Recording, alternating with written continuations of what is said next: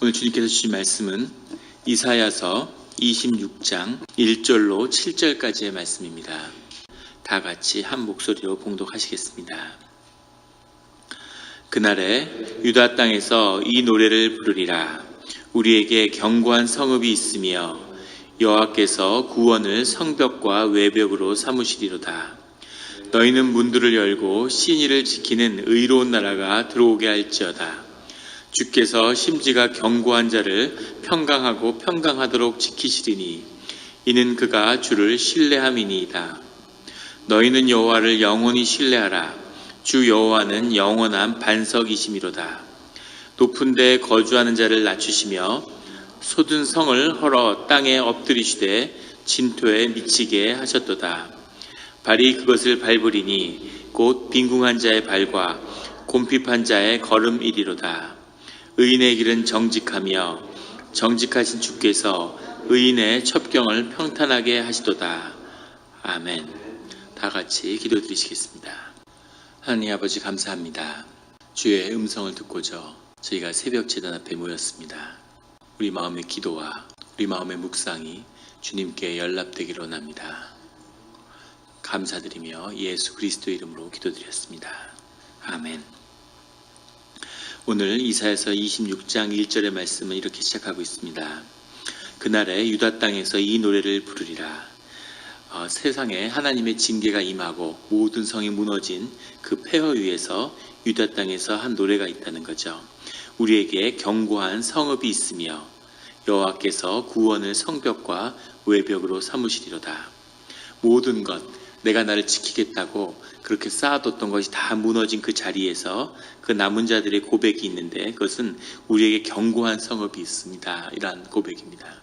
눈에 보이는 성벽이 아니고 내가 쌓았던 무엇이 아니라 보이지 않는 그런 성벽이 있는 거죠. 나를 지키시는 분이 주님이셨구나. 내가 의지할 수 있는 곳이 주님밖에 없구나 라는 것을 깊이 경험하고 그 고백을 주님께 드리는 겁니다. 여호와께서 구원을 성벽과 외벽으로 삼으시리로다. 성을 지키는데 성벽이라는 것이 성곽이라고 그러죠. 성이 있고 곽이 있는데 예전에는 뭐 포가 있고 이런 게 아니니까 영화 같아서 많이 보셨을 거예요. 돌 같은 걸 이렇게 던지는 거죠. 그래서 벽을 두드리는데 벽이 무너져서 그 벽 사이로 병사들이 쇄도에 들어가는 거죠. 그래서 그걸 막기 위해서 흙과 돌로 내벽을 쌓고 그 다음에 벽돌로 외벽을 쌓는 거죠. 성과 곽을 쌓아서 이중성체를 만드는 겁니다. 그러면 밖에서 충격이 오면 오히려 성이 더 강화되는 면이 있겠죠. 설령 곽이 무너지래도 그 성은 온전히 지켜지는 거죠. 이 근동 아시아에서 워낙 전쟁을 많이 했기 때문에 이런 이제 성곽 기술이 발달되어 있는 겁니다. 성벽과 외벽이 같이 있는 거죠. 그 성벽과 외벽, 그 모든 지키는 그 벽이 여호와의 구원이 우리의 성이고 곽이라는 그런 고백입니다. 설령 외곽이 무너지더라도 하나님 지키시는 내성이 또 있는 거죠. 늘 주 안에서 주님만이 견고한 성읍이 되어서 우리를 지키는 그런 성도님들이 되시기를 예수 그리스도로 축원합니다. 2절에 너희는 문들을 열고 신의를 지키는 의로운 나라가 들어오게 할지어다. 굉장히 어려운 말씀인데 너희는 문들을 열고 신의를 지킨다고 했는데 쇼메르 에무님이라는 말이죠. 이 말의 정확한 뜻은 신을 지킨다는 뜻입니다. 어떻게 신을 지킬까요, 사람이? 그것은 하나님과의 언약을 지킨다는 그런 뜻이죠. 언약을 지킨다. 하나님과 맺은 약속, 하나님이 우리에게 주신 약속, 그 약속을 믿고 끝까지 지키는 거죠. 이것이 신앙의 길이고 하나님과 함께하는 일이라고 하는 것을 보여주는 거죠. 하나님이 주신 하나님의 구원의 그 성곽 안에 지켜지는 그 비밀은 어디에 있냐면 하나는 쇼메르 에무님이라고 하는 하나님과의 언약을 깊이 지키는 겁니다. 의로운 나라라는 건 곧 차디크라는 건데 의가 차디크죠. 고대한 차디크는 아주 고귀한 영적 특성을 말하는 겁니다. 그러면 인간이 가지는 하나님의 신을 지키는 고귀한 영적 특성이 무엇일까? 이것은 우리가 내적으로 주님께 깊이 의존하는 것을 말하는 겁니다. 하나님께 여러 가지 내가 많은 것을 내 안에 갖고 있다 할지라도 그 깊은 나의 내적의 영적 특성은 주님께 의지하고 주님한테만 의존하는 거죠. 이런 나의 영적 상태가 이 의로운 나라라고 표현된 고 차디크라고 하는 겁니다. 그 이런 고결함, 영적인 어떤 순결함, 하나님을 깊이 의지하고 하나님을 따르는 영성가들, 이런 그 영성의 그 비밀은 뭐냐면 그 내면 깊은 곳에서 주님께 깊게 의지하는 거죠. 제가 수도원에 있을 때 그 원장님이 매일 이렇게 기도하시고 정말 좋은 분인데, 목사님이 액자를 이렇게 벽에다가 이렇게 액자를 하나 달려고 그러는데 그걸 위해서 몇 줄을 기도하시는 거예요. 어디에다가 액자를 달까? 저는 그걸 계속 고민하고 기도하시고 그래서 굉장히 황당했습니다, 처음에. 그래서 일단 아무데나 달아보고 마음에 안 들면 또 옮겨 달고 또 뭐 기도하더라도 주님의 음성을 들어가면서. 근데 왜 그렇게 할까? 아주 작은 일에서 주님을 선택하면 그 다음에 더 큰 주님의 길이 열리는 거죠. 신앙을 갈수록 우리가 주님 앞에서 자유로운 자원하는 심령으로 서갈수록 점점 주님의 음성이 작아지는 겁니다. 점점 주님의 음성이 커지면 무슨 신앙에 문제가 있겠어요? 탄탄대로겠죠. 그렇지 않고 점점 주님이 음성이 작아지고 주님에게 자원하는 심령으로 우리가 나오는 것을 주님이 기다리는 거죠. 그것이 신앙의 어려움입니다. 우리가 자원하는 심령으로 주님께 나아갈수록 더 큰 주님의 축복과 더 깊은 길이 열리는 거죠. 주님이 그 마음을 받으시는데 주님의 목소리가 막 들리고 주님이 강권하시는 역사가 있고, 그러면 굉장한 하나님의 사랑 같지만 사실은 이제 시작인 거죠. 유치원생들 소풍 갈 때 보세요. 다 똑같은 노란 모자에다가 노란 옷 입히고 앞에서 피리를 삑삑 불죠. 병아리 그러면 선생님이 아이들이 짹짹 이러면서 쫓아가잖아요. 유치원생은 그렇게 인도하는 거죠. 근데 뭐 고등학교 갔다 그러면은 알아서 몇 시까지 어디로 와라 이렇게 얘기하죠. 그러면 어떻게 오던 목적지까지 찾아오면 되는 거예요. 자기가 좋을 때로 뭐 걸어오던 자전거를 타던 뭐 지하철을 타던 알아서 오는 거죠. 그런 것처럼 주님의 인도하는 방식이 바뀌어가는데 깊이 주님께 더 의지하고 주님의 음성에 귀 기울일수록 더 하나님의 음성을 열어주고 더 깊은 말씀으로 나아간다는 거죠. 이것이 여기 말하는 의로운 나라의 비밀입니다. 이런 하나님의 외적으로는 하나님과의 언약을 지키고 경건을 지키고 깨끗한 그릇을 이뤄서 주님을 따라가는, 내적으로는 주님께 더 깊이 의지하는 그런 마음, 그것이 우리의 고교란 영적 특성인 거죠. 이런 신앙의 모습을 갖춰가는, 그렇게 영적으로 성장해가는 그런 우리 성도님들이 되시기를 예수 그리스도의 이름으로 축원합니다. 3절에 주께서 심지가 견고한 자를 평강하고 평강하도록 지키시리니 이는 그가 주를 신뢰함이니라. 신뢰와 평강이라는 관계에 아주 중요한 두 가지 단어가 나오고 있습니다. 주님을 더 깊이 신뢰할수록 주님께 더 깊이 의지하고, 주님을 깊이 신뢰하기 때문에 그 가운데 우리 심지를 견고히 해야 되는 거죠. 언약을 붙들고 그것을 붙잡고 가는 겁니다. 왜 이런 말씀이 있을까요? 주님의 뜻을 붙들고 그 길을 가면 영적인 공격이 오기 때문이죠. 굉장히 혼란스럽고 뭐가 정말 정답일까, 이런 걸 뭐가 주님의 뜻일까 어려운 거죠. 그런데 그 혼란, 그런 영적인 혼란 가운데 지켜야 하는 것이 있는데 하나는 신뢰죠. 주님을 믿는 겁니다. 모든 것이 협력해서 선을 이루고 주님이 나를 사랑하시고 주님이 나에게 말씀하고 계신다는 걸 믿는 거죠. 그리고 그 믿음을 붙드는 견고한 심지가 있어야 되는 거죠. 믿어야 되는 겁니다. 주님이 믿고 그것을 그 자리에서 지켜야 되는 거죠. 지금 성함이 정확히 기억이 안 나는데 백마고지 전투라고 하는 6.25 때 가장 격전지였던, 거기서 우리나라 최초로 태극 무공 훈장을 받은 분이 나오셨죠. 고지를 지키는데 그 당시 우리 요즘은 중국이라고 하지만 그때 중공군이 몰려오는 겁니다. 1개 소대로 2개 연대를 맞서서 고지를 지켜냈어요. 아주 격렬한 전투를 하는데 그것을 지켜낸 거죠. 마지막에는 감당이 안 되니까 이게 수천 명이 몰려오는데 몇십 명이 그것을 어떻게 지킵니까? 며칠을 싸우다가 마지막에는 고지가 거의 점령될 것 같으니까 무전으로 마지막에 그 소대장이 그 위에 융단 폭격을 하라고 요청을 하게 됩니다. 어차피 우린 다 죽는다.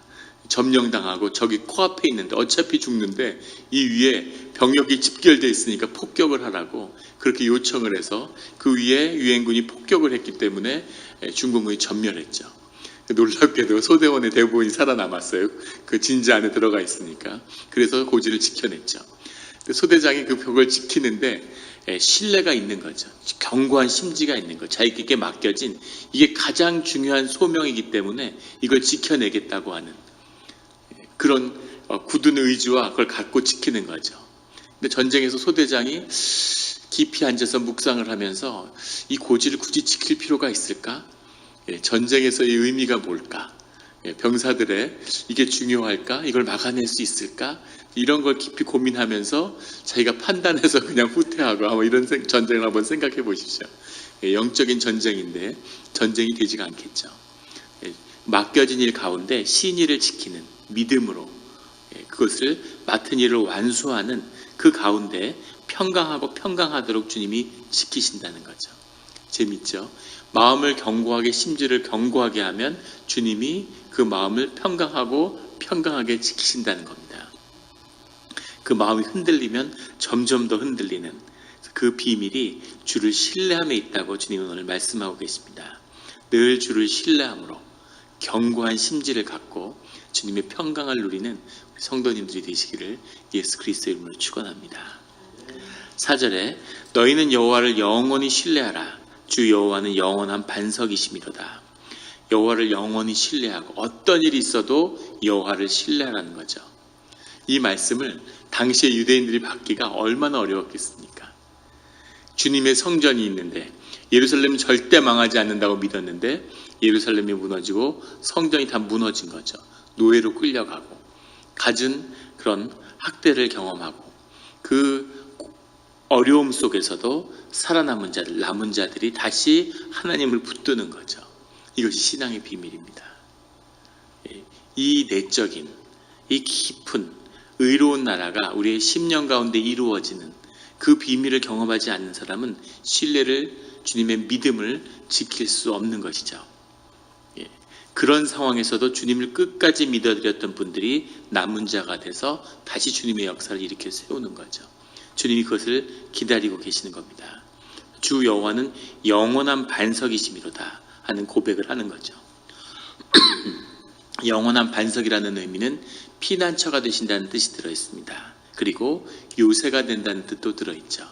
그 반석 위에 서는 거죠. 맨하탄 같은 그 조그만 섬에 수많은 수백 층이 넘는 건물들이 뭐 빽빽히 들어서 있죠. 수십 층 되고 백수십 층 되는 건물을 세우고 그렇게 할 수 있는 이유가 맨하탄이 작은 섬 같지만 항구에 있는 섬이지만 그 지반이 다 돌이라고 그래요. 돌이기 때문에 그 위에다 건물을 그렇게 올릴 수 있는 거죠. 지반이 아니면 아직도 그런 돌이 아니면 지반이 돌로 되어 있지 않으면 그런 건물을 못 세운다고 그럽니다. 그것처럼 반석이 있어야 그 위에 세워갈 수 있는 거죠. 내가 지은 집이 이만큼인데 내가 지은 건물이 이만큼인데 주님이 그걸 다 허무시는 거죠. 그리고 주님의 반석 위에 새롭게 집을 지어가기 시작하는 겁니다. 다 무너졌는데 이 나이에 이제 집을 져서 언제 집을 짓나, 이제 벽돌 쌓아가지고 이제 뭘 하겠나 이렇게 생각할지 모르지만 그것이 유일하게 남는 집이고 그 반석 위에 세운 그런 영원한 신뢰 가운데 세운 집이라는 것을 우리가 기억해야 할 것 같습니다. 그것만 남는 거죠. 그리고 내가 끝이 아니라 내가 끝이라고 생각한다면 세상에 속고 있는 거죠.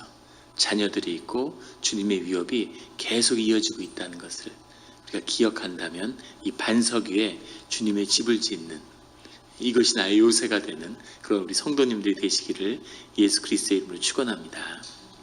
5절에 높은 데에 거주하는 자를 낮추시며 소준 성을 헐어 땅을 엎으시되 진토에 미치게 하셨도다. 앞에 나오는 영원한 반석이 주님 안에 있다면 세상에는 높은 데와 솟은 성이 있다는 겁니다.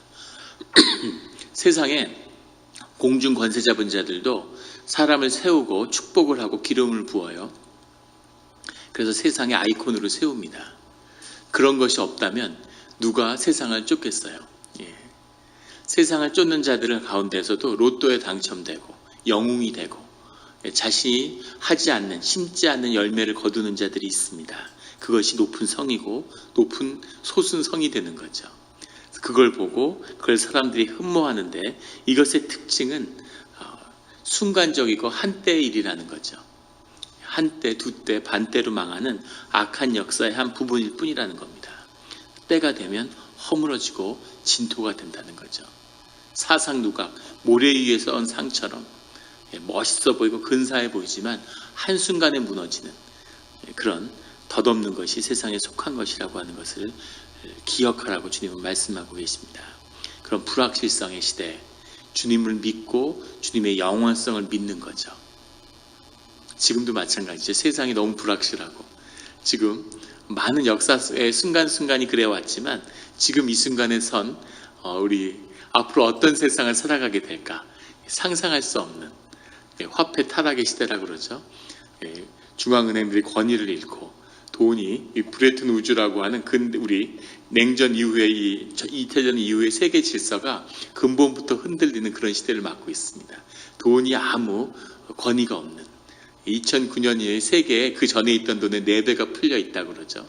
인플레이션 때문에 이제 미국이 들썩들썩하죠.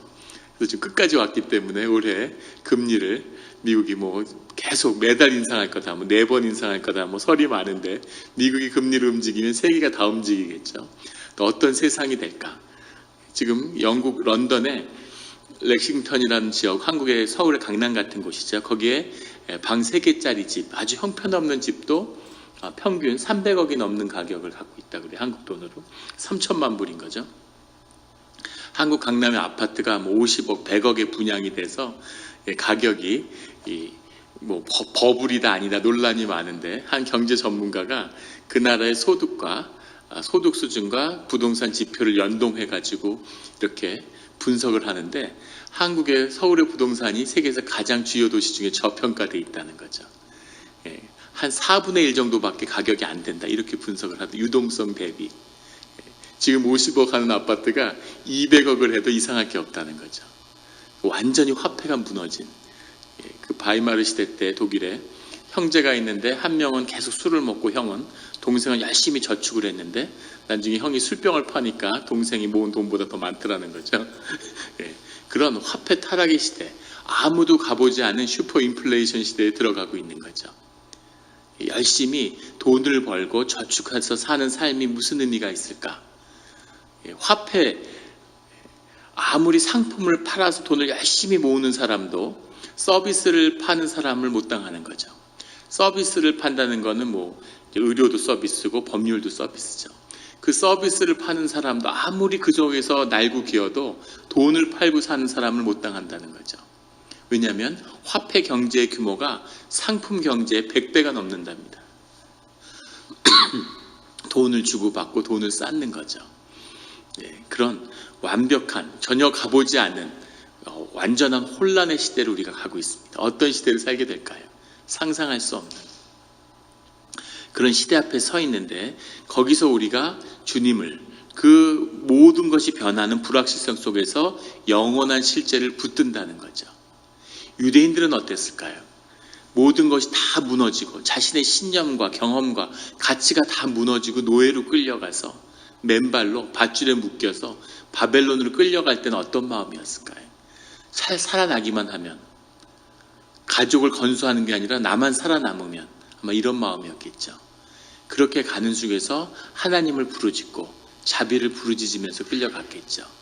그런데 바벨론에서의 삶에서 다시 그들의 삶이 세워지고 결국에는 예루살렘에 돌아와서 다시 성전을 재건한 거죠.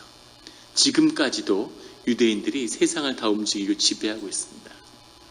그 비밀이, 신앙의 비밀이, 생명의 비밀이 여호와 안에 있는 거죠. 그래서 이것을 찾고 이것을 붙드는, 말도 안 되는 소리 같지만 그것을 믿고 붙들어서 그 실제를 살아내고 재현해낸 거죠. 이것이 신앙입니다. 이런 시련과 어려움이 있기 전에는 정말 신앙이 무엇인지를 사실은 모르는 거죠. 그런 하나님을 만나는 우리 성도님들이 되시기를 예수 그리스도의 이름으로 축원합니다. 7절에 의인의 길은 정직하며 정직하신 주께서 의인의 첩경을 평탄하게 하시도다. 이 말씀도 아주 깊이가 있는 말씀인데 정확한 원뜻은 의인의 길은 곧도다 이런 뜻입니다. 의인은 앞으로 쭉 간다는 거죠. 세상에 속한 사람들은 꼬불꼬불 돌아가는 거죠. 그때는 이 길로, 저 때는 저 길로 꼬불꼬불 돌아가는데 의인의 길은 쭉 간다는 거죠. 그런데 주께서 그 쭉 가는 길, 산을 등산한다고 한번 생각해 보세요. 그 산을 직진으로 쭉 올라가는 게 얼마나 힘들겠습니까? 이렇게 돌아가고 뭐 언덕으로 올라가고 이래야 되는데 의인은 주님을 바라보고 쭉 간다는 거죠. 주님을 선택하고 아무리 세상의 눈으로 보면 바보 같은 짓일지라도 주님이 주시는 마음으로 주님의 길을 선택한다는 겁니다. 그런데 그 길을 선택하고 가는 자에게는 주님이 그 길을 평탄하게 만드신다는 거죠. 그 선택을, 그 주님을 선택한 그 길을 평탄하게 만드신다는 거예요. 적절한 표현인지 모르겠는데 예전에 교회 있을 때 그 어떤 집사님이 그런 고백을 하시더라고요. 이제 평범한 뭐 가정주부죠. 남편이 벌어다 주는 돈으로 살아가는데 무슨 돈 벌 길이 있겠습니까? 그 유일한 길이 집 한 채 있는 걸 계속 사고 팔고 하는 거죠. 그래서 어기가 오른다 그러면 글로 이사 가고 저기가 오른다 그러면 이사 가고 그래서 강남에서 30년 동안 10여 차례 이사를 다니셨대요. 여기가 좋다더라, 뭐 저기 반포가 좋다더라, 뭐 방배동이 좋다더라, 압구정동이 좋다더라, 청담동이 좋다더라. 그래서 10여 차례로 이사를 다니셨는데 30년 뒤에 보니까 처음 살던 집에 그냥 살았어도 그거보다 더 올랐다는 거예요. 힘만 들고 괜히 이사만 다녔다고 그냥 한 자리에 쭉 그거 신경 안 쓰고 살았어도 그거보다 더 많이 올랐는데 그동안 힘든 얘기 이런 걸 하시더라고요. 세상에서 상관없는 시류를 쫓지 않는 오직 주님을 선택하고 정직하게 고든 길로 주님께 나아가면 주님이 그 길을 돕고 그 길이 결국은 삶의 정답이었음을 주님이 실현시켜 주신다는 거죠. 지금은 정말 아무것도 아닌 것처럼 보일지라도 그것이 삶의 자리에서 최선이 되고 주님이 주시는 축복의 자리가 되는 그 길을 주님이 우리에게 예비하고 계십니다. 그 길을 가는, 끝까지 가는 우리 성도님들이 되시기를 예수 그리스도의 이름으로 축원합니다. 기도드리시겠습니다. 하나님 아버지 감사합니다. 주님이 계셔서 감사합니다. 어떠한 경우에도 주님께 기도할 수 있어서 감사합니다. 오직 주님이 우리의 반석이 되시고 우리가 굳은 심지를 갖고 늘 주님을 선택하며 우리가 점점 더 마음속으로 심령 가운데 깊이 주님께 의지하는 우리가 무슨 작은 것 하나, 음식 하나를 먹어도 주님께 물어보며 주님을 그 자리에 초청하며 또 주님의 영광을 드러내고자 하는 그런 고귀한 영성을 가진 주의 자녀가 그 삶의 자리에서 그러므로 주님의 영광을 드러내는 그런 주의 자녀의 길을 가게 하여 주시옵소서. 늘 기독케 하시고 우리가 때로는 세상의 조롱을 받고 때로는 어리석기 짝이 없는 그런 일들을 주님의 이름으로 합니다. 우리가 주님의 뜻을 분별을 잘못했는지 주님의 음성을 잘못 들었는지 혼란스러울 때가 있지만 결국 우리가 붙잡을 수 있는 건 우리가 주님을 선택했다고 하는 우리의 믿음이오니 주님 그 자원하는 심령과 그 마음을 받아주시고 그 우리가 가고자 하는 고든 길을 평탄하게 하여 주시옵소서. 늘 주님이 축복하심으로 인해 감사드립니다. 예수 그리스도의 이름으로 기도드렸습니다. 아멘.